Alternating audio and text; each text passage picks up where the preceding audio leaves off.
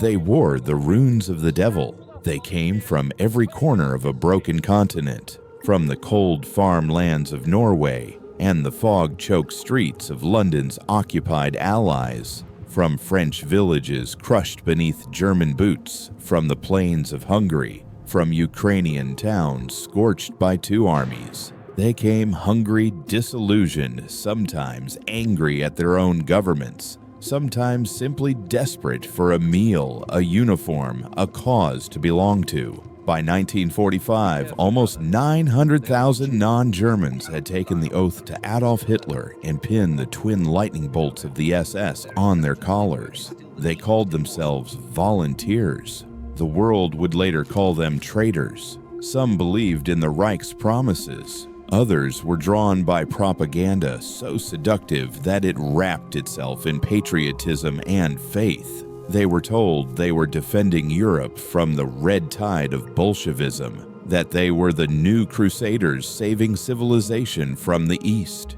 But as one of them would later whisper from behind prison bars, the devil never tells you he's the devil. He just asks if you want a purpose. When the Third Reich began to crumble, these men foreigners in German uniforms discovered that purpose had become a death sentence. The war had devoured millions. Cities lay in ashes. Whole nations were bleeding from within.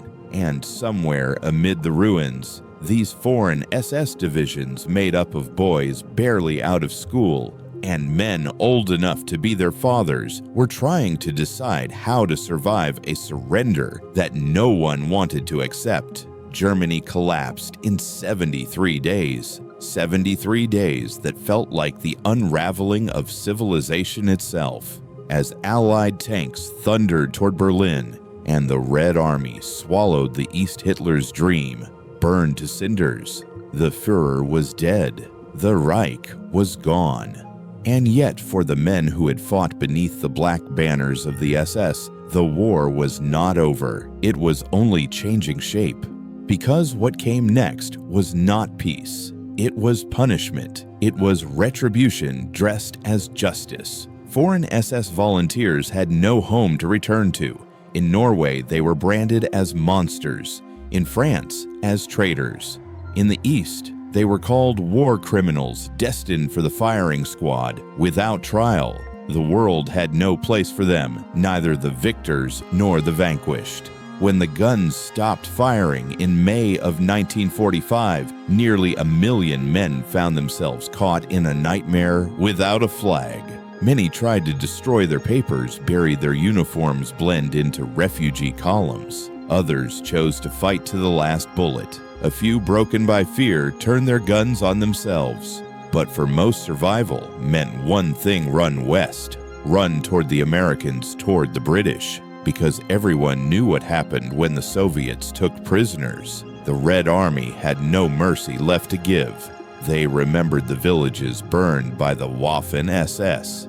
They remembered the pits full of women and children. They remembered the frost-covered corpses on the road to Moscow. And so, Stalin issued Order Number 270. Every foreign SS man captured by Soviet forces was to be treated as a war criminal executed on sight. No exceptions. No appeals. To the West, that sounded like revenge. To the Soviets, it sounded like justice. As the front lines disintegrated, entire SS formations began to disobey orders. They tore off their insignia, burned their documents, and began the long, chaotic march westward. They moved through burned-out towns and across rivers choked with corpses. Some rode bicycles stolen from civilians. Others trudged barefoot, frostbitten, starving, clinging to hope that the Americans would treat them as soldiers, not monsters. They didn't know that hope would betray them. In those last weeks of April 1945, Europe was a graveyard with open gates. Millions of refugees poured west, fleeing both armies. Women pushed carts piled with children. Old men dragged wounded sons. And among them, hidden in tattered coats and stolen uniforms, moved the ghosts of the Waffen SS men, without nations, without names. Some still believed in the cause. Others believed only in survival. In the fields near Narva, the 20th Estonian Waffen Division fought its way through Soviet encirclement for 11 days. They started with 15,000 men. Only 800 reached American lines at Nuremberg. The rest died or vanished into the gulags of Siberia. In the ruins of Berlin, the 33rd French SS Division Charlemagne fought to the bitter end. These were Frenchmen who had taken up arms against their own country after D-Day. When Berlin fell, fewer than 300 survived from an original 7,000. They had fought for a foreign tyrant against their homeland, and now in the smoking capital of that tyrant's empire, they realized no one would claim them. In Belgium, men from the Walloon SS Division tried to surrender together, but their commander, Leon de Grelle, fled in a stolen plane to Spain. His men were not so lucky. Thousands were rounded up, thrown into camps without food or hearings. Hundreds died before winter came. Everywhere the pattern repeated. The uniforms changed, but the ending stayed the same. In Norway, those who returned were tried for treason. In the Netherlands, they were herded into old Jewish transit camps, irony twisting the knife. The cells that once held victims now held their former guards. In Ukraine, the captured men simply disappeared. In Yugoslavia, they were lined up and shot. They had fought for an empire that promised them belonging. But when that empire fell, they belonged nowhere. For the first time, the world saw what happens when ideology turns men into tools and then throws them away when the war is done. Most of them were not the architects of genocide. They were farmhands, factory workers, students, and laborers swept into a current too strong to resist. But the world did not care for shades of gray. The uniform decided guilt. The insignia sealed fate. The war had ended, but the killing had not.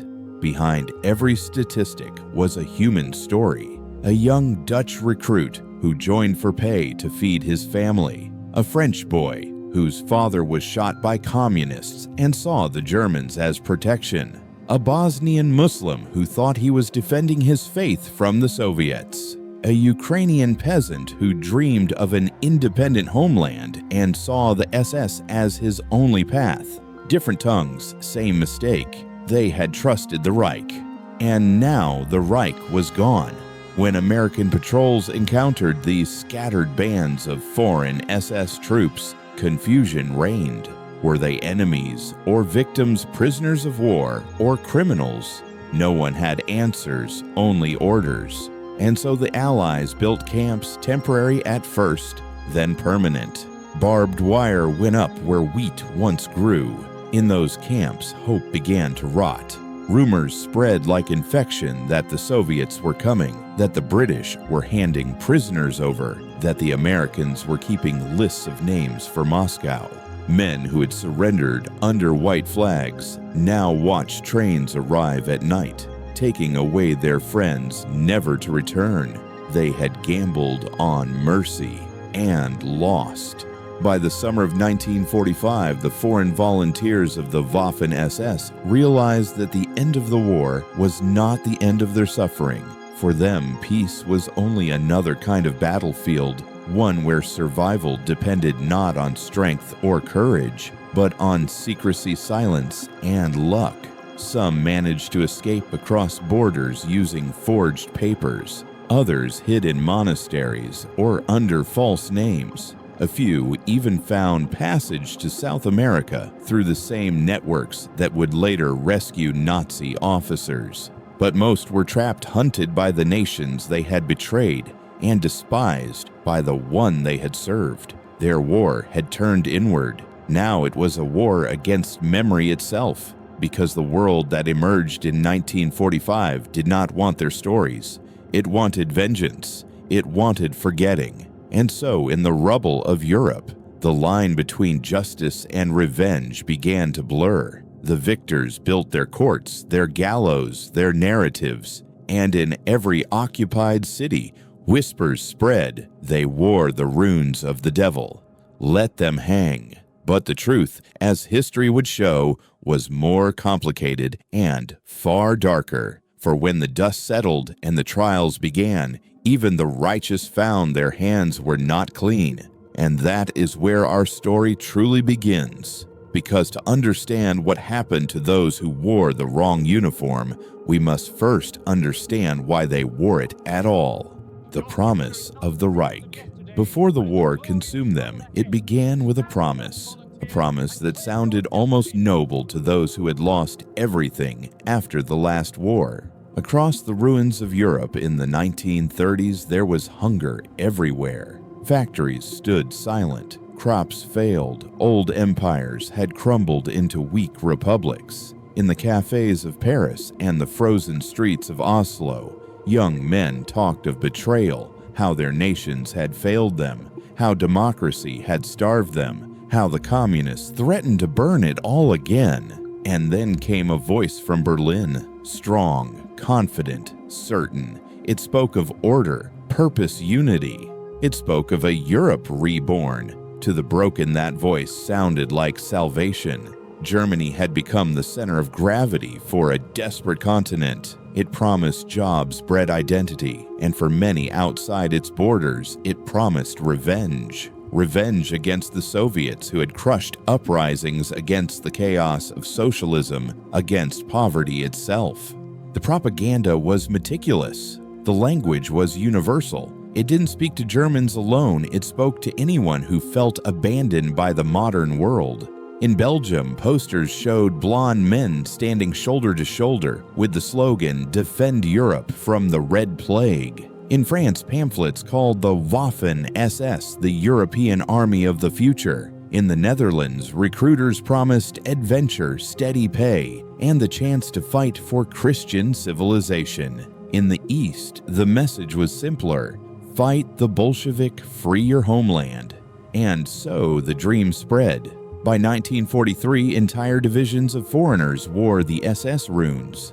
The 5th SS Panzer Division Viking drew men from Denmark, Norway, and Finland. The 13th SS Handjar Division recruited Bosnian Muslims who were told they would protect their people from Serbian retribution. The 14th SS Galician Division gathered Ukrainians who believed the Reich would grant them independence once the Soviets were gone. They were told they were fighting for a united Europe, a new order. They did not realize they were volunteering for the machinery of annihilation. But in the beginning, it felt like destiny. The recruiters arrived in polished boots and shining medals. They carried films of soldiers on horseback planes soaring over snow-covered forests, choirs singing hymns to sacrifice and brotherhood. They spoke to pride, not cruelty. They promised meaning. And for a generation born in despair, meaning was more intoxicating than freedom. In France, collaboration began as politics and turned into ideology. Fascist parties saw the SS as the sharp edge of a new European unity. Young men from Lyon, Marseille, and Paris joined not as mercenaries, but as believers. They called themselves Volontaires Européens. In Norway, the call to arms was wrapped in nationalism. The Den Norske Legion claimed to defend the North against communism. Posters showed Viking warriors standing beside German knights as if centuries of heritage now stood together against a single threat. In the Netherlands, where unemployment crushed entire families, recruiters offered steady pay housing, even food packages for relatives. For a Dutch worker in 1941, joining the SS could seem less like betrayal and more like survival. The Reich understood this perfectly. It didn't just use guns to conquer, it used hunger. The Waffen SS called it voluntary recruitment, but it preyed on the same desperation it had helped create. Still, some came willingly. Men who hated communism more than they loved their country. Men who saw in Hitler not a tyrant, but a savior who would cleanse Europe of chaos. Men who believed they were defending civilization itself. They were told they'd be equal to Germans' brothers in arms. But the truth was more cruel. Within the ranks of the SS, Germans stood above all. Foreigners were tools useful, expendable, disposable. They were given second-hand equipment, less rations, and were often sent to the most dangerous fronts. In the official records, they were called Hilfstruppen auxiliary troops. And yet, on the battlefields of the East, they fought fiercely. The Wiking Division gained a fearsome reputation on the Russian front. The Galician Division lost over half its men fighting near Brody. Some units fought with brutal efficiency. Others collapsed under the horror of what they saw. Many of them had never imagined they would be part of massacres or executions. But the SS didn't ask permission, it gave orders. And in war, orders are what decide who lives and who becomes a ghost in someone else's story. By 1944, the illusion began to crack. Reports reached the foreign volunteers of atrocities committed by SS units. Villages burned, civilians shot. Some tried to leave, others refused to participate. But desertion meant death. The ideology that had promised honor now demanded obedience unto murder. A French recruit later recalled, "They told us we were fighting Bolsheviks, but the people we shot were farmers, mothers, children." I stopped believing in anything that day. Yet even as their faith died, their chains tightened. There was no way back. Those who had joined for ideology were now marked as collaborators. Those who had joined for food were now branded as traitors. Those who had joined for revenge now realized they had only traded one tyranny for another. The propaganda machine continued to churn out hope. It told them Germany was winning. It told them they were heroes of a new Europe. It told them that their sacrifices would be remembered. But as Allied bombers thundered overhead and the Eastern Front collapsed, the lies grew thinner. By the end of 1944, the foreign SS made up nearly 60% of all Waffen SS strength. The empire that had promised to lead Europe was now being held up by the very foreigners it despised. It was a dark irony that few recognized at the time. When the Reich's collapse came, it came fast, like the walls of a burning cathedral. And for these men, there was no sanctuary. In the chaos of retreat, they realized the truth. No one would forgive them for wearing that uniform. Not their homeland, not their enemies, not history. Some divisions fought to the end, either out of loyalty or fear of Soviet vengeance. Others surrendered to the Western Allies, hoping for the mercy reserved for regular soldiers. They would soon learn that the world made no distinction between a true believer and a hungry recruit. In one sense, they were victims of their own illusion. They had believed the Reich's words about unity, faith, destiny. But when the time came, they were nothing more than pawns sacrificed for a cause that had already rotted from within. A Danish soldier who survived the Eastern Front later wrote in his diary, "We were told we were saving Europe, but when we looked around, Europe was dying and we were holding the knife. The line between patriot and criminal blurred until it disappeared. And yet, in the eyes of their comrades, there was still a strange pride, a shared belief that they had fought for something bigger than themselves, even if that something no longer existed." That's how ideology works. It never admits defeat. It just changes its story. For the SS, that story was that the foreign volunteers were martyrs, betrayed by weak leaders and cowardly civilians. Even in the final days, Nazi radio broadcasts called them the true sons of Europe. They were encouraged to die fighting, rather than face what awaited them in peace. Many obeyed, many did not. But the ones who survived would soon wish they hadn't. As one Estonian veteran said decades later with trembling hands and eyes clouded by age, when the Reich fell, We did not lose a war. We lost our souls. And that loss, the loss of identity, purpose, and belonging, would define their lives long after the smoke cleared. Because when they finally laid down their arms, when the last bullet was spent, and the last order was shouted, they were no longer soldiers. They were men without nations, without protection, without forgiveness. The promise that had drawn them into the darkness now became the chain that dragged them deeper. They had worn the runes of the devil, and history would never let them forget it. Still, in the final days of the war, before the surrender, some believed there might be one last chance to save themselves, to run, to find a piece of mercy somewhere in the wreckage of Europe. They didn't know yet that the true nightmare would begin only after the guns went silent. The last days of the Reich, the roads of Europe were filled with ghosts. They moved westward through the spring rain of 1945, tattered uniforms, hollow eyes, boots worn down to leather threads. No banners, no orders, no flags, only hunger and fear. Entire SS divisions were dissolving into chaos. Commanders had vanished, radios were silent, and rumors carried faster than gunfire. Berlin was surrounded. The Reich, that had once promised 1,000 years, was dying in 73 days. For the foreign volunteers of the Waffen SS, it was not just the end of a war, it was the end of every illusion they had ever believed in. They had fought on every front: Italy, France, Russia, the Balkans, and now all roads led to one choice: surrender or death. But to whom should they surrender? To the Soviets, whose vengeance was legendary, or to the Western allies, whose mercy was uncertain? Most chose the West, not because they trusted the Americans or the British, but because they knew what awaited them in the East.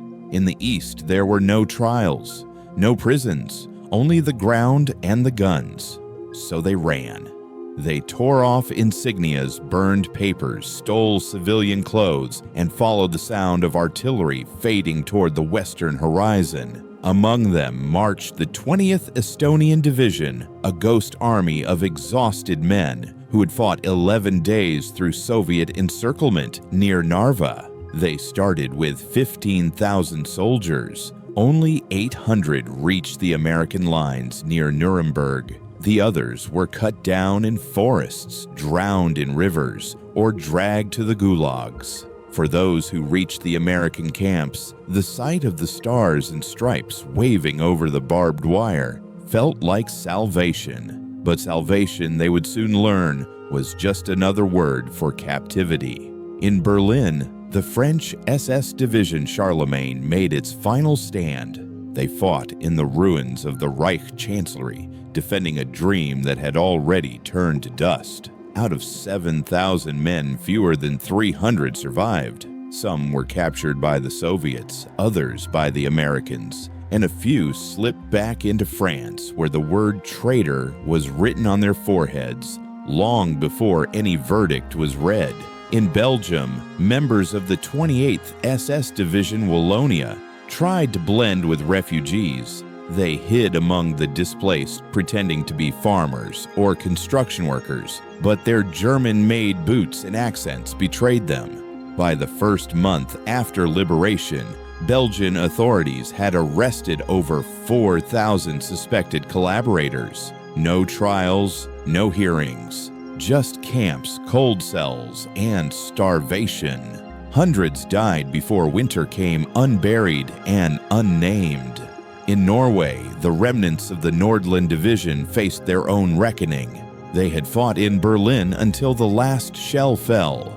Those who made it home found not families waiting, but prosecutors. 25 were sentenced to death. Dozens more received life terms in labor camps above the Arctic Circle, where the sun disappeared for half the year and the snow buried the fences like graves. In Denmark, men who had fought in the Nordland and Viking divisions tried to claim they had done it for anti-communism, but the courts had no interest in motives, only uniforms.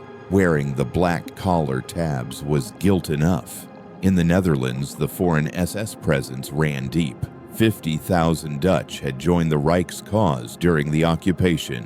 When the war ended, Dutch officials faced an impossible problem: too many collaborators, not enough courts. They reopened Westerbork, the old Jewish transit camp. The irony was unbearable barracks that had held Jewish families now held the guards who once herded them.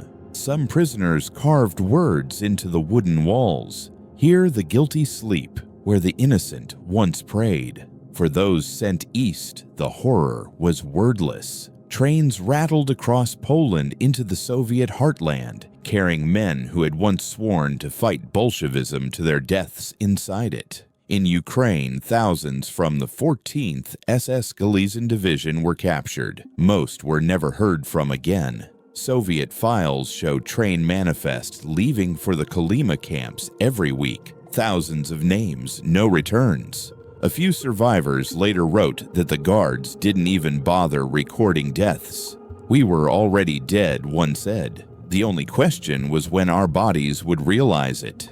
The Allied forces had their own chaos to manage. Millions of displaced civilians filled the roads begging for food, for direction, for mercy. Refugees from every corner of the continent wandered through fields where the dead still lay unburied. And amid that confusion, thousands of foreign SS men melted into the tide of humanity, hoping to vanish. But the Americans and British were under pressure. The Soviets demanded repatriation of all captured citizens from Eastern Europe. And under the agreements signed at Yalta, the Allies were obliged to comply. That meant anyone who had served in SS uniforms, no matter the reason, no matter the circumstance, was sent back to face justice in their homelands. It was the beginning of Operation Keelhaul, a transfer so vast and so brutal that many historians would later call it a moral stain on the victory of the West.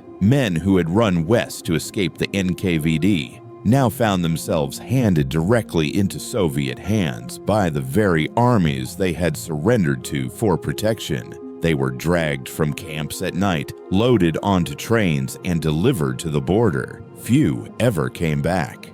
At Camp Marcus near Nuremberg, an Estonian officer named Alphonse Rabin begged American guards not to hand him over. He had fought against communism his whole life, he said. He had never killed civilians, but the paper said SS. And that was enough. He lasted 6 days in Soviet custody. There were escape attempts. Some succeeded. Swiss border patrols recorded thousands of illegal crossings that summer. Many were civilians, but some were former SS men disguised as priest nuns or Red Cross workers. One Croatian officer, Ante Pavelic, used forged Vatican papers to reach Bern, and from there, a ship to Argentina. He wasn't the only one. Through a web of safe houses, monasteries, and sympathetic priests, hundreds of SS fugitives slipped through Europe's broken borders. Money changed hands, names were rewritten, and the sins of war were washed away with new baptismal certificates. But those were the exceptions. For most, the journey west ended not in freedom, but in a wire cage under the gray skies of Bavaria or northern France. There, the Americans and British faced a moral dilemma of their own. The Geneva Conventions were clear about the treatment of prisoners of war. But were SS volunteers prisoners or criminals? General Eisenhower issued an order that left no doubt. All SS personnel were to be considered disarmed enemy forces, not POWs. That single phrase changed everything. It meant they could be held indefinitely, without legal rights, without Red Cross access, without food quotas. It meant interrogation could become punishment. In camps like Bad Nendorf in Germany and Dachau, foreign SS prisoners faced a new kind of hell. They were stripped naked, locked in freezing rooms, kept awake for days under blinding lights. Some were beaten, others humiliated. Psychological torment replaced bullets. Sleep deprivation replaced firing squads. An American officer, Captain Robert Murphy, later admitted that hundreds of prisoners were mistreated during those months. In his reports, he wrote simply, "We broke them to find the truth, but the truth broke us too." At Bad Nendorf, a British-run interrogation center, at least 40 prisoners died from starvation and exposure. One guard testified years later, "We thought we were cleansing Europe of evil. But I began to wonder what if evil just changed uniforms.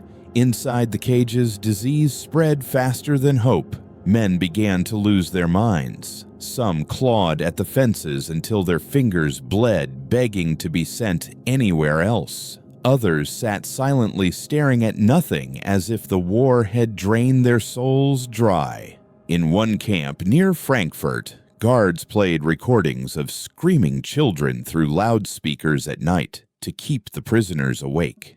They wanted confessions. But what could these men confess that the world didn't already know?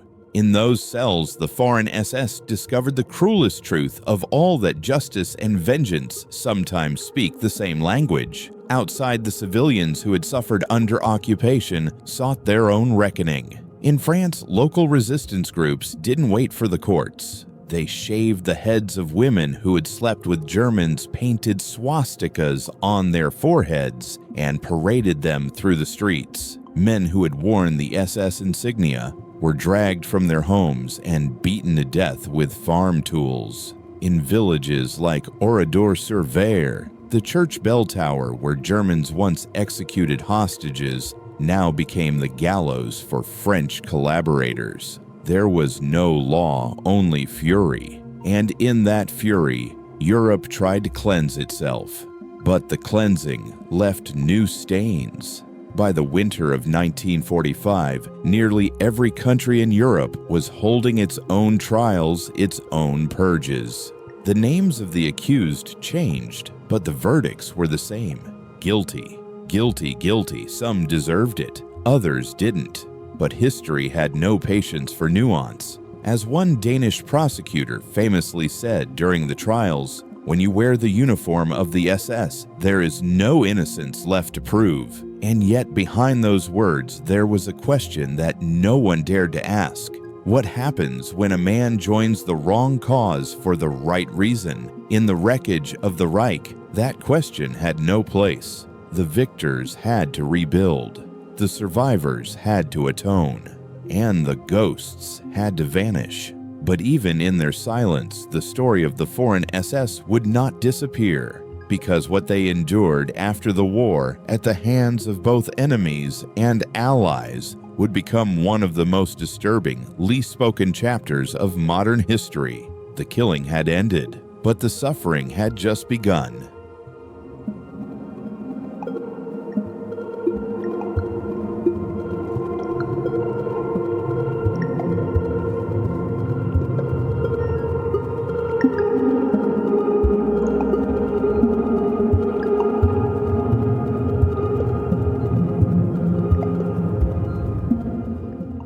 Nowhere to go.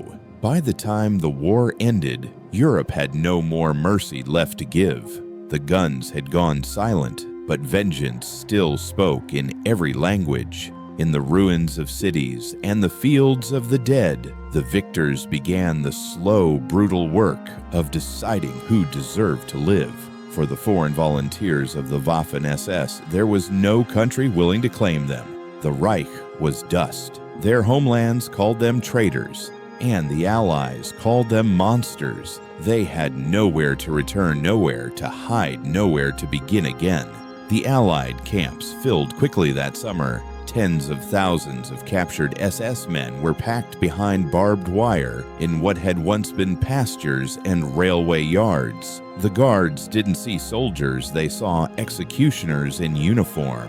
It didn't matter that some had joined out of hunger or fear or blind faith. The runes on their collars erased every excuse. Inside those fences, survival became a new kind of war. Food was scarce, waterfowl disease common.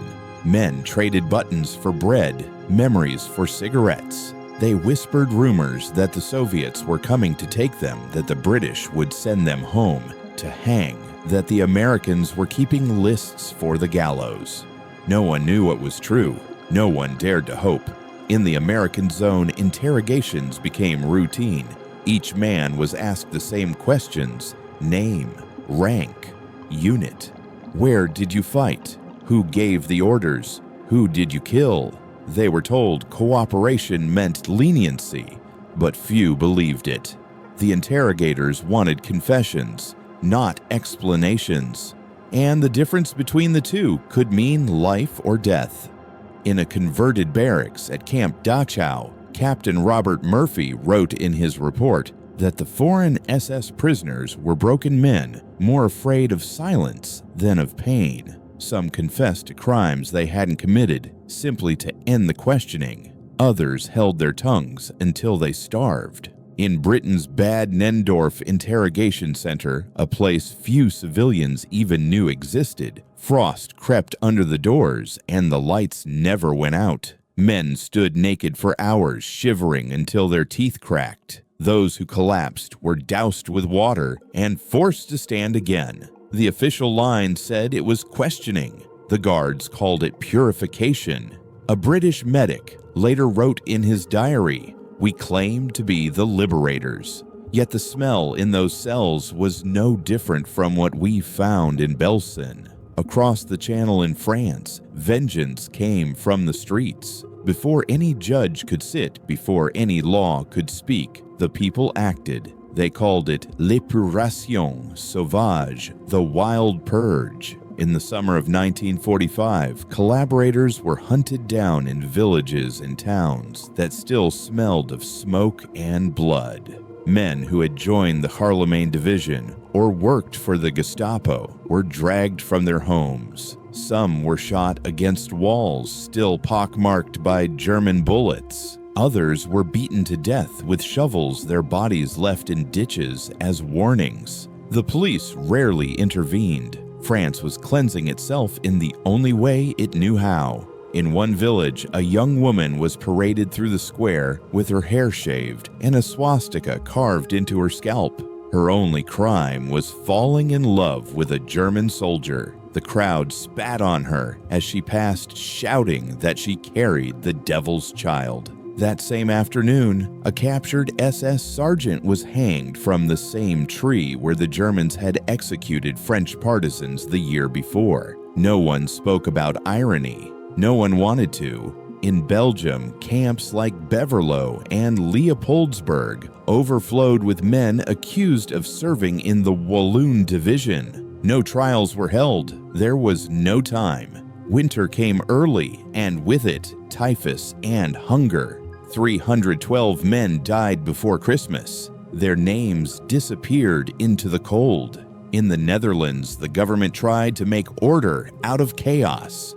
Thousands of Dutch SS returnees were sent to Westerbork, the former Jewish transit camp. The wooden barracks still smelled of disinfectant and despair. Some prisoners scratched verses into the walls. They said, "We were wolves, but the wolves are all dead." And still, the howling continues. The Dutch courts sentenced many to 12 years in prison, stripped of citizenship for 2 decades. A few were released early, but their homes were gone. Their families shunned them.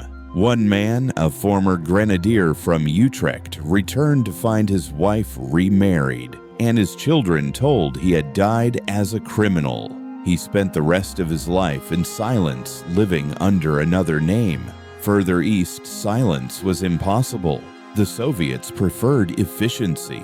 In Ukraine, the men of the 14th SS Galician Division vanished by the thousands. Trains departed for the labor camps twice a week, Tuesdays and Fridays. No records of return. A Red Army officer later admitted, "We did not record the dead. We counted them by the space they left in the barracks." In Hungary, the purges were almost mechanical. Trials lasted less than half an hour.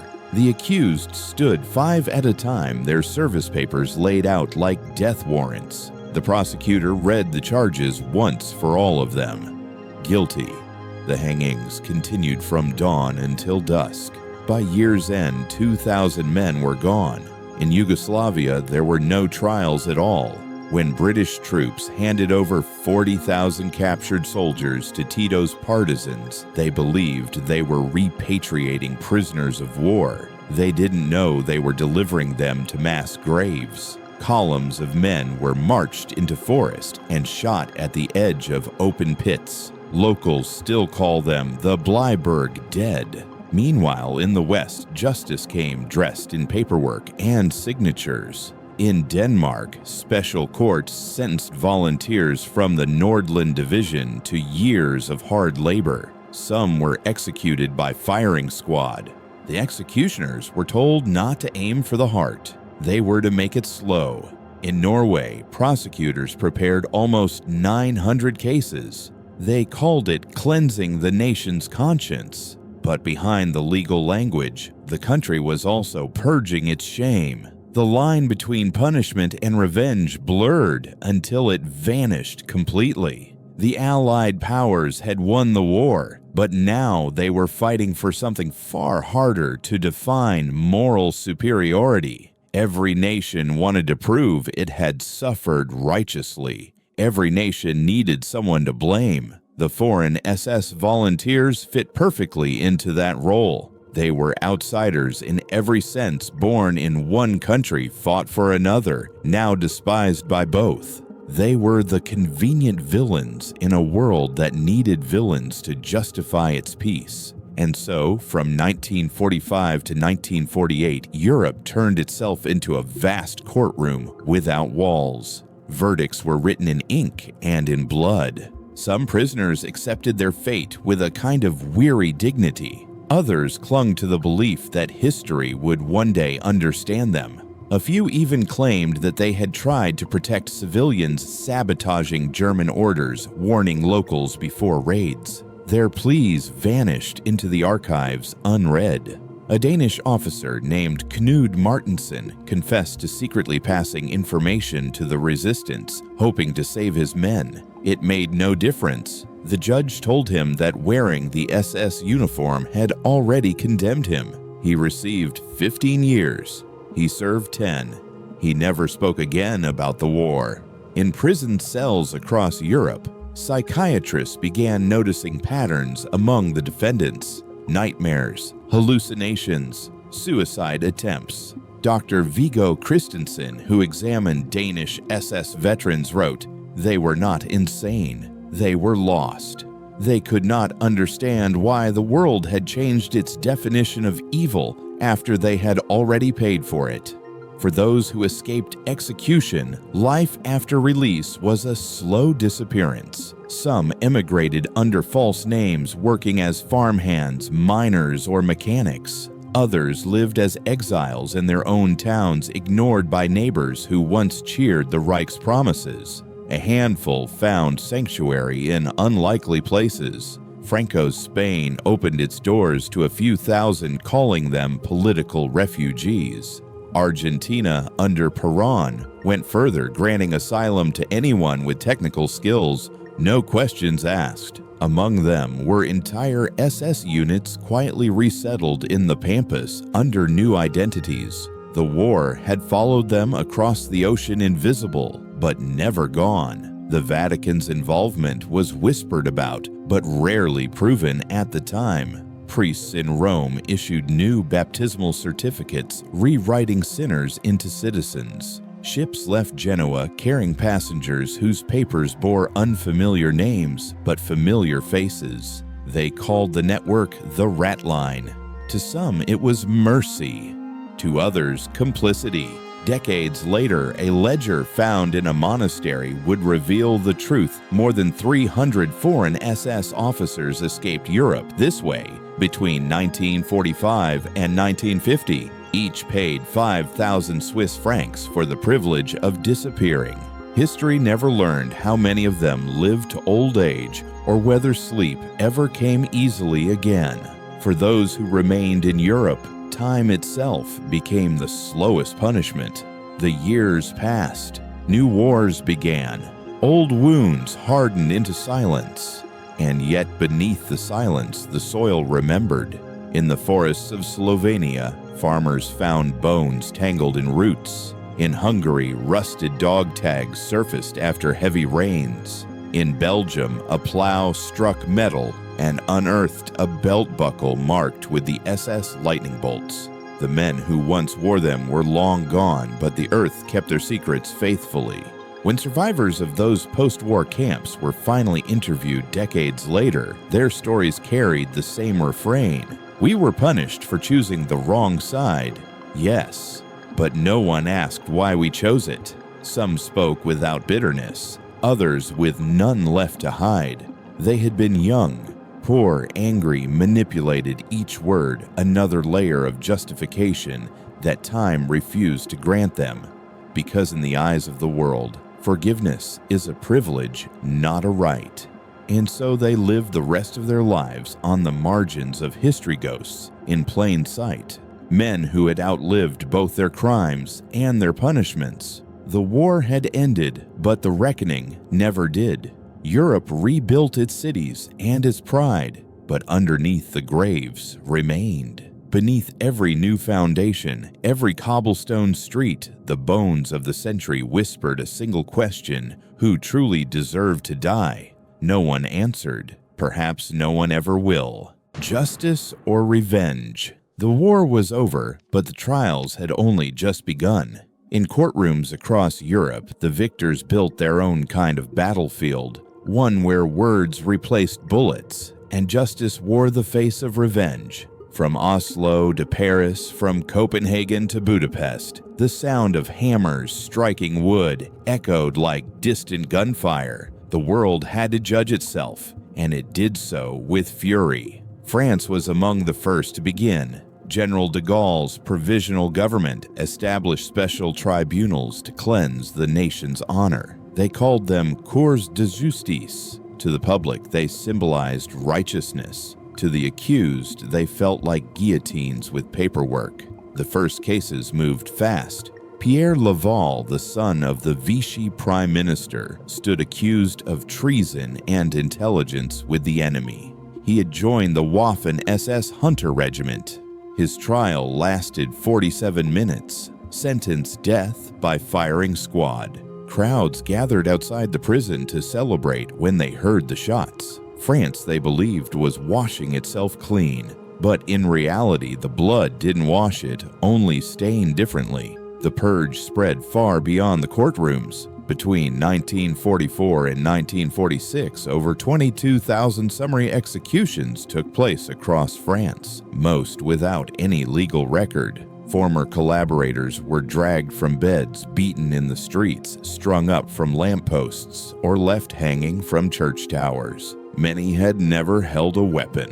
They were teachers, bureaucrats, secretaries. Guilt was contagious, and fear was fuel. A resistance fighter later confessed, "We thought we were giving France back her honor, but sometimes we were only feeding our hate." In Belgium, the reckoning was colder, quieter, but just as cruel. When liberation came, the government rounded up 4,200 suspected collaborators in the first month alone. The camps at Beverlo and Leopoldsburg overflowed. There were no hearings. Prisoners slept on bare concrete. Food was scarce, winters fatal. Records from those months list 312 dead, officially from disease, unofficially from neglect. In the Netherlands, officials faced a problem too vast for law to contain. 50,000 Dutch citizens had volunteered for the Waffen SS. Too many to execute, too many to forgive. So they turned the old transit camp at Westerbork into a prison for their own. The irony was almost unbearable. Barracks that once held Dutch Jews awaiting deportation now held Dutch SS men awaiting judgment. A guard there recalled, "We tried to make sense of it, but there was no sense left. The victims were gone and the guilty looked just like us." Average sentences ran 12 years, loss of citizenship for 20. When those men were finally released in the 1950s, many found their names erased from every record. They existed, but officially, they did not. Norway took a different path. The special courts in Oslo processed almost 900 cases of wartime collaboration. Chief Prosecutor Eric Sommer prepared them meticulously.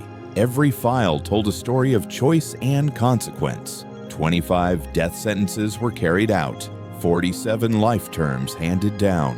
Hundreds more received sentences of hard labor in the frozen north, where punishment was indistinguishable from exile. One Norwegian guard wrote home to his mother, "We built the camps to hold them, but I think they built them to hold us too, to hold our anger somewhere safe." In Denmark, the trials became moral theater. The country prided itself on its resistance, but the truth was messier. Thousands had joined the SS, many from families of German ancestry. They claimed they fought not against Denmark, but against Bolshevism. The prosecutors disagreed. Citizenship, they argued, meant loyalty without condition. No ideology could justify taking up arms under the Reich's banner. One case, that of Søren Nielsen, captured national attention. A former SS hunter chaser in the Nordland Division, he was accused of aiding German forces in rounding up resistance fighters. He denied torture, denied cruelty. It made no difference. On July 11, 1946, he faced a firing squad at Ryvangen. His final words were simple: "Tell my mother I tried to serve Denmark." History forgot his name, but his last sentence survived in Danish textbooks as a cautionary tale about misplaced duty. In Hungary, justice moved faster than breath. The revolutionary tribunals held no defense attorneys, no appeals. Trials averaged 23 minutes. Conviction rate 100%. Execution by hanging. By December 1945, more than 2,000 SS volunteers were dead. A prison chaplain secretly kept a diary. He wrote that many of the condemned asked for paper to write final letters home. It was refused to save resources. In Yugoslavia, vengeance came in waves. The partisans under Tito took no prisoners. When British troops delivered 40,000 captured Yugoslav soldiers to them believing they were returning refugees, they instead delivered them to death. Columns of men were marched to the edge of forests and shot in groups. The graves at Bleiburg were so vast that even decades later, no one could count them. The difference between law and massacre blurred until there was no longer a need to distinguish. The world was exhausted, and exhaustion often mistakes revenge for righteousness. But not everywhere was blind. In Italy, amid the collapse of Mussolini's regime, partisans hunted down the fascist SS divisions that had terrorized northern towns. They called it justice, but it was chaos. Over 4,000 Italian SS men were executed between April and August 1945, most without trial. Their bodies dumped into unmarked graves near Bologna and Milan. The soil there still refuses to grow crops. As Europe punished, the victors also began to question: was every man in SS uniform guilty? Could there be such a thing as degrees of evil? A few dared to ask aloud. In Copenhagen, psychiatrist Dr. Viggo Christensen was assigned to evaluate imprisoned SS veterans. He found that many were not ideologues, but deeply traumatized men caught between fear and obedience, unable to reconcile their actions with the morality they had once believed in. He wrote in his report, "They are neither heroes nor monsters. They are the wreckage left when morality collapses." The report was buried in archives for 50 years. Publicly, Europe still wanted purity, not understanding. The trials became a mirror of human contradiction, nations proving their virtue by punishing those who had lost theirs. Each sentence was both catharsis and confession. Behind closed doors, though not everyone agreed. In private correspondence, a British officer wrote, "We speak of justice, but I fear we only rearrange guilt so that it fits the victor's conscience." The lines blurred even further when the Cold War began. The same nations that condemned SS volunteers for fighting communism would soon arm them again, this time in secret, under new flags. But in 1946, no one yet saw that irony coming. The years immediately after the war were defined by what Europe called the cleansing. It was meant to purify, but it only divided further. Some who had lost everything took comfort in seeing collaborators punished. Others saw neighbors hanged and realized that peace could be just as cruel as war. In the villages of France, the smell of gunpowder mixed with the scent of bread baking again. In Norway, prisoners hammered ice instead of metal, building roads they would never walk free upon. In Hungary, widows carried photographs of sons who had joined the wrong army for the right reason. Justice became a matter of geography. In the East, it meant execution. In the West, imprisonment. And in both, it meant silence. Those who survived their sentences rarely spoke again of the Reich, not out of loyalty, but out of shame. They knew their story would never fit inside a world that needed simple villains. Yet in small ways, memory resisted. A letter smuggled from a Belgian prison read, "I am not innocent. But if you think punishment alone makes a nation pure, then you have learned nothing from war." By the late 1940s, Europe had exhausted its thirst for revenge. The gallows grew quiet, the courts emptied, but the scars they left ran deep. Children grew up in towns where half the fathers were gone, some to execution, others to exile. And the silence of those absences became part of Europe's post-war identity. Forgiveness was spoken of in churches, but practiced nowhere. Every nation rewrote its history, trimming the edges that did not fit. The collaborators were erased, the questions buried. It was easier that way. Yet beneath the surface, another reckoning was forming, one not driven by justice, but by politics. The Soviet Union was rising. Communism was no longer the enemy of yesterday's fascists alone. It was now the enemy of the West itself. And in that shift, something unimaginable began to happen. The same men who had once been hunted as war criminals were suddenly valuable again. They knew the terrain of the East. They knew the methods of the Red Army.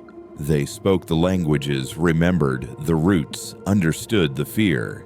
In Washington and London, quiet voices began to ask, could these men, these outcasts, be useful? Justice, it seemed, had an expiration date, and vengeance once spent left room for pragmatism. Soon the black uniforms that had once symbolized absolute evil would be traded for plain clothes and new assignments, not as soldiers of the Reich, but as spies of the West. Their redemption would not come through forgiveness. It would come through utility. The world was entering a new kind of war, one fought in shadows, not trenches, and in those shadows, morality would bend once again.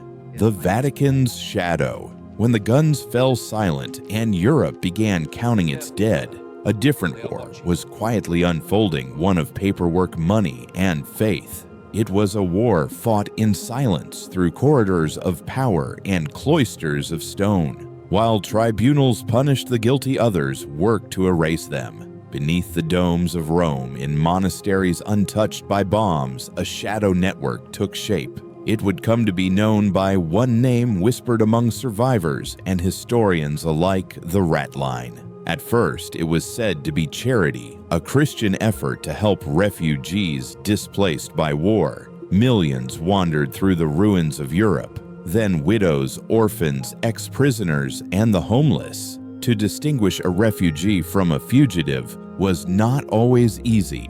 And into that confusion slipped the ghosts of the Reich. They arrived in Rome disguised as priest merchants, even Red Cross workers. Their faces gaunt, their hands shaking their documents suspiciously new. But to the eyes of the church, they were all souls in need of mercy. Mercy was, after all, the business of God. Behind this veil of compassion worked men with other motives. One of them was Cardinal Alois Hudal, an Austrian cleric and rector of the German College of Santa Maria dell'Anima. Outwardly, he preached forgiveness. Privately, he believed that the war had been a tragedy of misunderstanding, that the true enemy remained Bolshevism, not Nazism.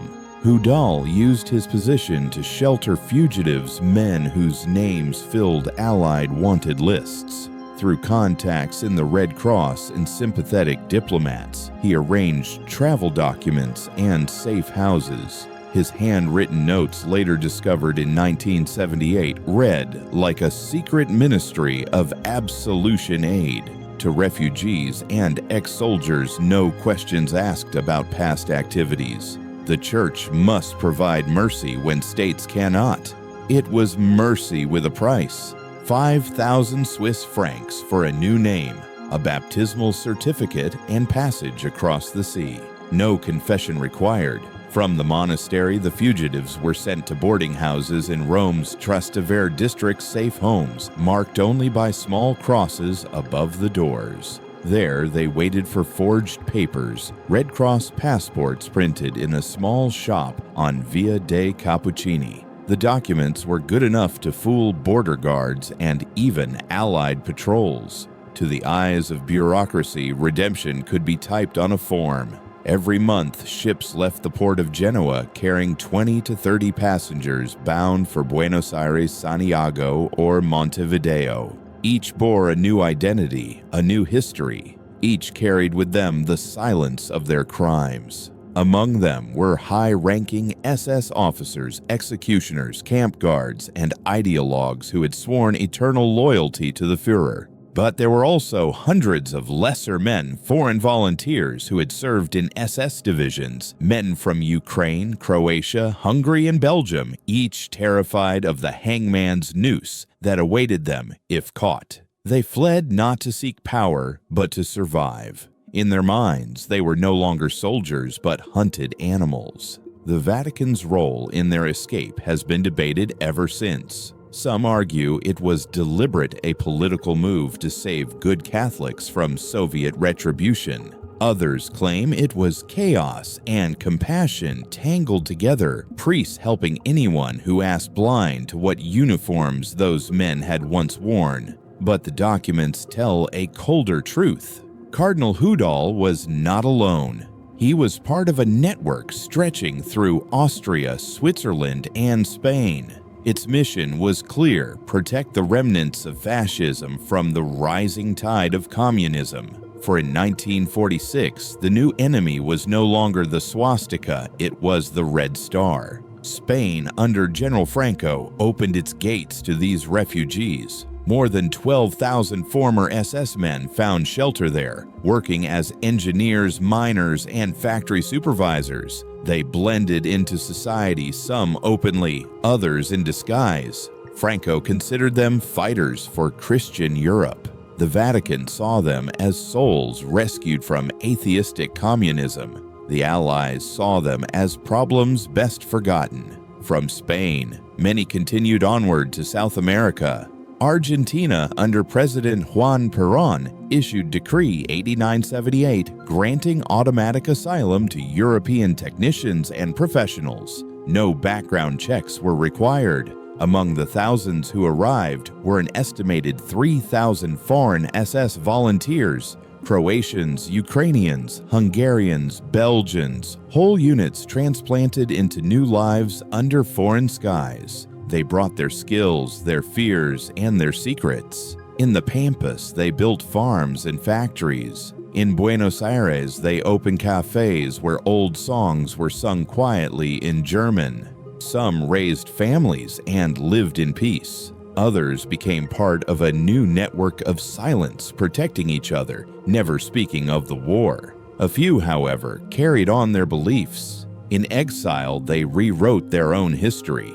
They called themselves victims of Allied cruelty, martyrs of Europe's betrayal. And in that distorted memory, fascism found a second life, not in armies, but in nostalgia. When Allied investigators later followed the paper trails, they found entire identities fabricated in church offices. Priests signed baptismal records for men who had been atheists their whole lives. Entire ships left Genoa with passenger manifests filled with false names, all approved by Vatican-linked agencies. The moral ambiguity of it all was staggering. One British intelligence officer summarized it in a report dated 1948. Rome is full of ghosts wearing cassocks. They hear confessions by day and erase them by night.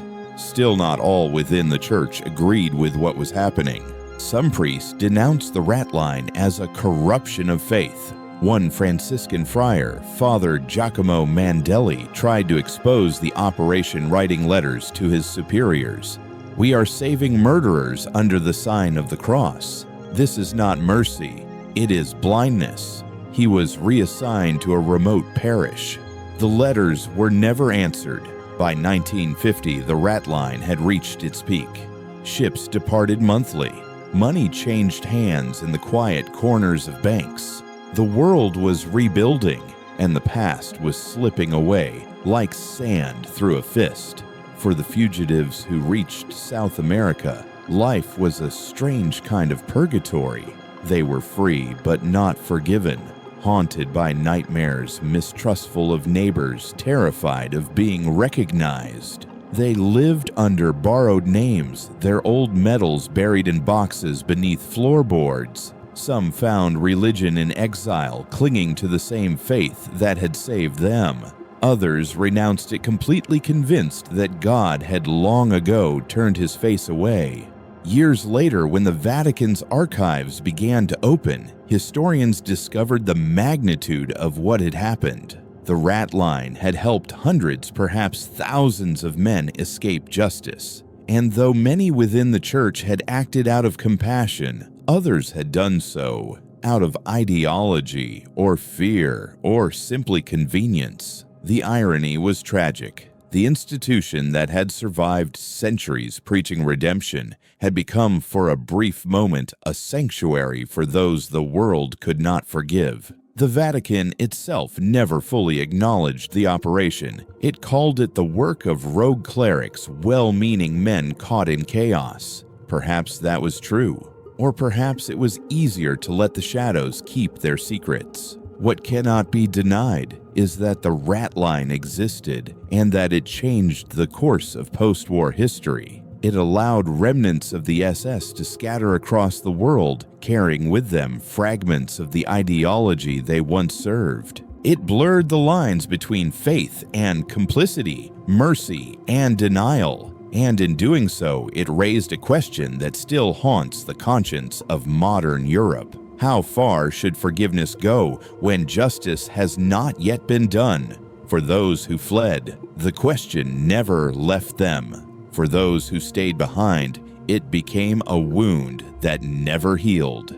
The courts of Europe were closing, the executions ending. But far away, under southern suns, the afterlife of the Reich was taking root in silence. From these quiet havens, a few of the escaped officers would later be approached again, not by the church, but by men from Washington, London, and Bonn.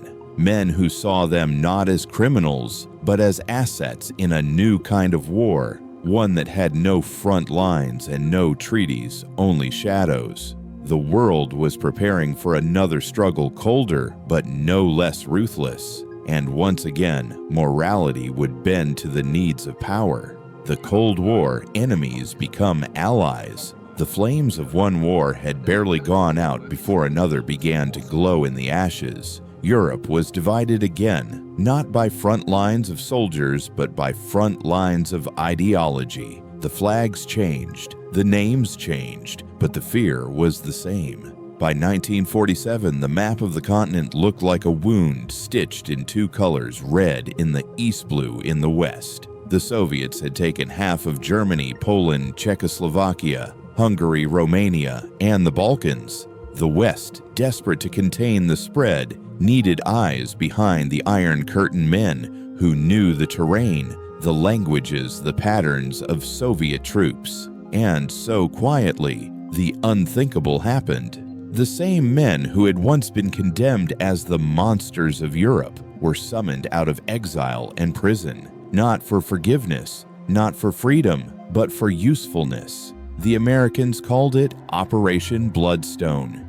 The British had their own versions covert recruitment programs through MI6 and later NATO intelligence branches. In West Germany, it went by another name, the Gehlen Organization, led by former Wehrmacht General Reinhard Gehlen, Hitler's chief of intelligence on the Eastern Front. He had surrendered his files not to the Soviets, but to the Americans. Inside those documents lay maps of Soviet positions, reports on Red Army commanders, and networks of informants across Eastern Europe.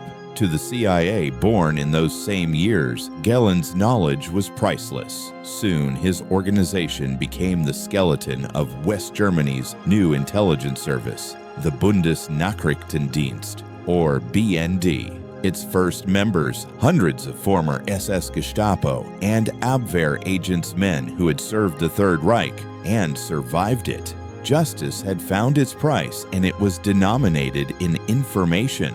The rationale was simple. The Cold War had no room for moral purity, only results.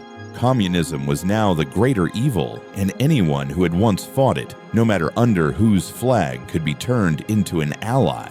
A declassified CIA memorandum from 1950 stated it plainly, anti-communist sentiment among former German officers provides a valuable resource. Prior affiliations should not preclude operational use if security risks are manageable. Those prior affiliations included men with SS blood-type tattoos still etched into their arms. Among them was Evald Mixen, an Estonian SS officer who had once overseen deportations in the Baltic states. After escaping Soviet capture, he resurfaced as a CIA operative under a false name, running intelligence operations in Eastern Europe until 1968. His past was classified, his pension guaranteed. Another, a Ukrainian named Mykola Lebed, had helped form the 14th Waffen SS division during the war. He was later recruited by the CIA to organize anti-Soviet guerrilla networks.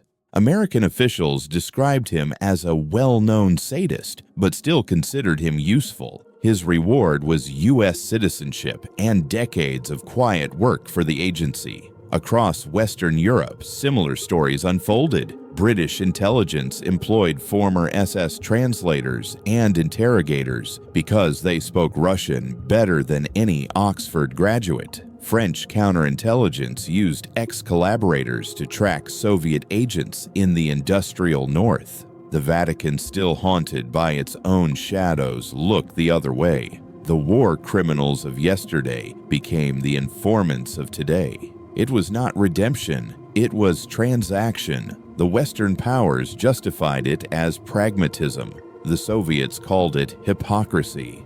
And for the men who accepted the new contracts, it was neither, it was survival. To the aging veterans of the Waffen SS who had spent years in prisons or hiding under false names, the offer came like a dark miracle, a chance to live without being hunted. They didn't have to believe in democracy or even repent. They only had to hate the Soviets. That was enough.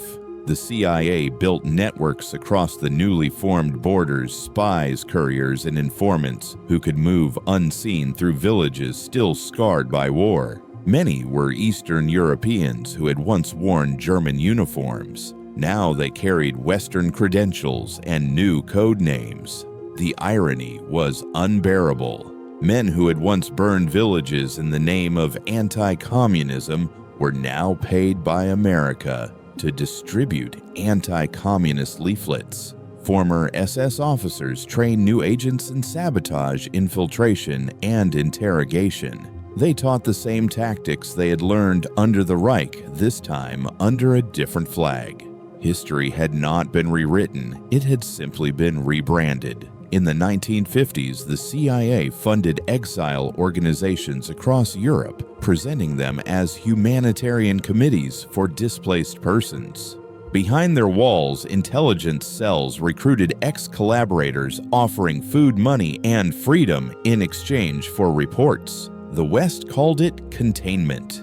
The East called it treason. And the truth lay somewhere between moral necessity and moral bankruptcy. As the years passed, the lines blurred even further. In Germany, veterans associations quietly re-emerged. They called themselves Soldiers of Europe, not Nazis. They gathered to commemorate their fallen comrades, framing their story, not as shame, but as sacrifice in the struggle against communism. The narrative was convenient and politically useful.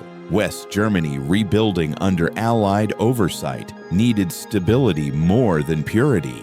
Politicians began to speak cautiously about reconciliation.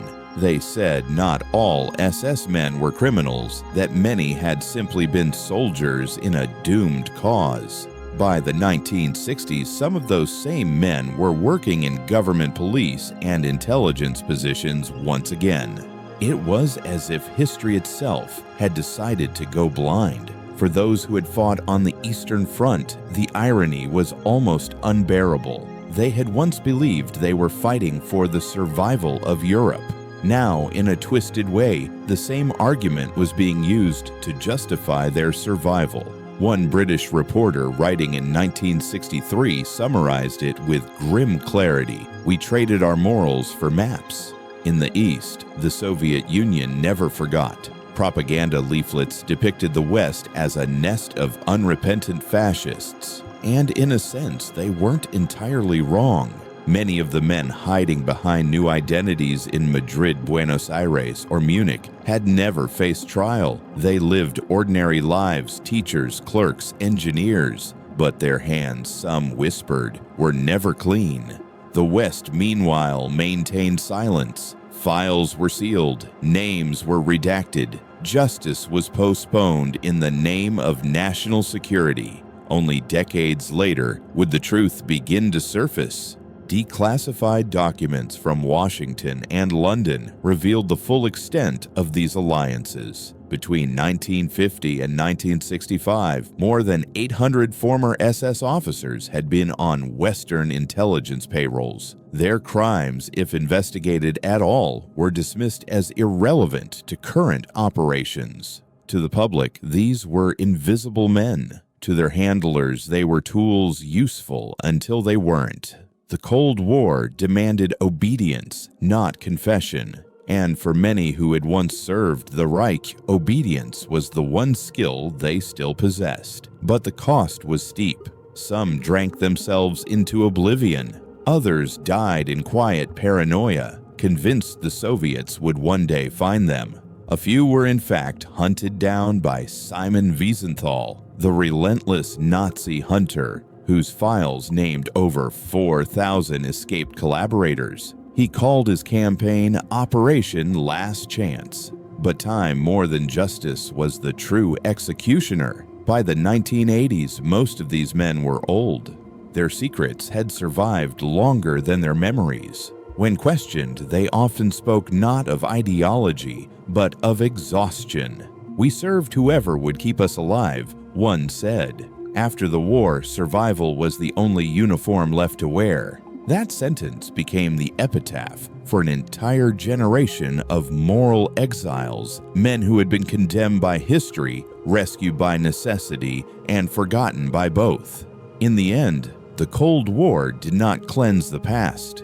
It only buried it deeper beneath layers of politics and secrecy. The files stayed locked away for decades, guarded not to protect the guilty, but to preserve the myth of moral victory. And yet the irony remained: the free world had defended itself with the help of those who had once destroyed freedom.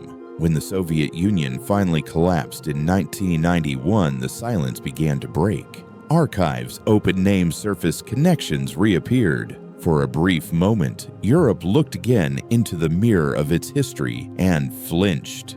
The old alliances, once hidden in darkness, now stood exposed in daylight. But by then, most of the men who had made those choices were gone. Justice, when it finally came, had no one left to judge. The Cold War had lasted nearly half a century. It ended not with triumph, but with amnesia. And in that amnesia lay a final victory for the ghosts of the Waffen SS. They had outlived both the Reich that created them and the world that used them. What began as fanaticism had ended as survival.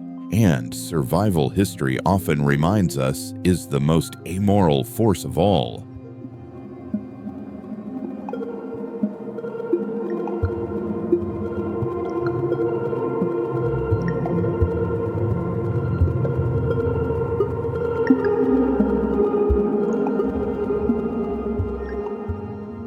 Justice without end. When the guns went silent in 1945, the world said it wanted justice. But decades later, when the archives opened and the names resurfaced, justice no longer looked the same. It had grown old, gray, and tired, like the men it was chasing. The century turned, and the children of war had become the historians of peace. They began to ask the questions their parents had buried. What truly happened to the 900,000 foreign volunteers who fought under the SS banner? Where had they gone? Who had they become? The answers emerged piece by piece like bones unearthed after a long winter. Soviet records declassified after 1991 revealed what many had long suspected. Between 1945 and 1953, more than 60,000 foreign SS volunteers had been executed in NKVD camps, shot without trial, buried in unmarked graves across Eastern Europe. The files listed no charges, only the word traitor. In the West, the numbers were smaller, but the stories were no less brutal. Around 40,000 men were sentenced to prison terms averaging 8 years. Another 100,000 fled through Spain, Argentina, or the Vatican's rat line. And the rest, hundreds of thousands more, simply vanished into the folds of new identities. For decades, they remained invisible. Some opened small businesses, some became teachers, some lived as recluses in remote villages. Their children grew up unaware of who their fathers had been. And in that silence, history found its most perfect disguise. But history has a way of finding its own witnesses. In the 1990s, forensic teams began excavating old execution sites across Europe. At first, the discoveries were isolated: a pit in Slovenia, a field in Hungary, a collapsed tunnel near Narva. Then the pattern emerged. Uniform buttons stamped with SS runes, dog tags engraved with foreign names: Dutch, Danish, Ukrainian, Hungarian. Many of these men had been forgotten by both the nations they betrayed and the empire they served. Their bones had no allegiance left. In 2015, near the Belgian town of Malmedy, archaeologists uncovered a shallow grave containing the remains of 17 Belgian SS volunteers executed in December 1945. Dental records confirmed their identities. Their families had waited 70 years for news.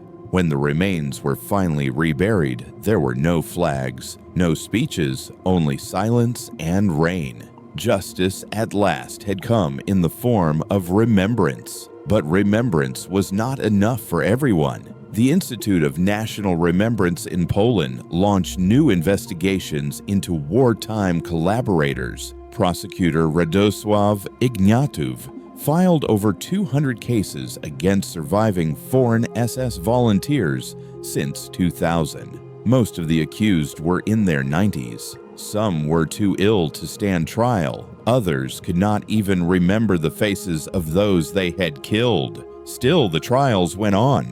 When asked why, Ignatov answered simply, "Justice has no expiration date. If we cannot punish, we can at least record the truth." In Estonia, Latvia, and Lithuania commissions were formed to study collaboration during both Nazi and Soviet occupations. Their conclusions were controversial that many who joined the SS had done so out of anti-Soviet sentiment rather than loyalty to Hitler. No prosecutions followed. To some, it was realism. To others, betrayal all over again. The world was growing weary of judgment, but memory was not. Simon Wiesenthal, the tireless Nazi hunter, had kept his files until his death in 2005, over 4,000 names of foreign SS members who had escaped justice. His final project, Operation Last Chance, sought to bring even a handful of them to court before time erased them entirely. By 2010, only 47 had faced new prosecutions. Most died before verdicts could be read. The courts became places where ghosts were tried, and history listened quietly from the back row. One of the last cases was that of Jakub Pawlicz, a Ukrainian SS auxiliary who had lived in a small apartment in Queens, New York for decades. He had worked as a guard at the Triniki training camp, where thousands of Jews were murdered. When investigators found him, he was 98 years old, blind and frail. He died before his trial could conclude. For many, his death symbolized the futility of chasing justice across time. For others, it was proof that moral responsibility does not die with age. The debates grew sharper as the years went on. Should a 90-year-old man be dragged into court for crimes committed at 19?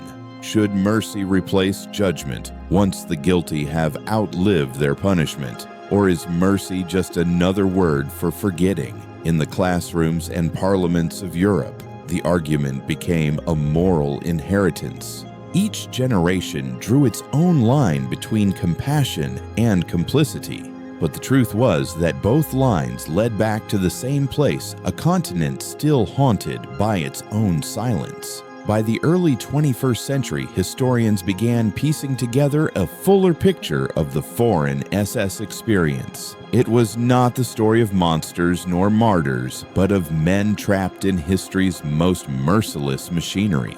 They had chosen wrong, yes, but many had also been chosen by circumstances that gave them no right choices at all. Still, the uniform they wore could not be erased. It carried the weight of genocide, the memory of terror, the mark of human cruelty elevated to ideology.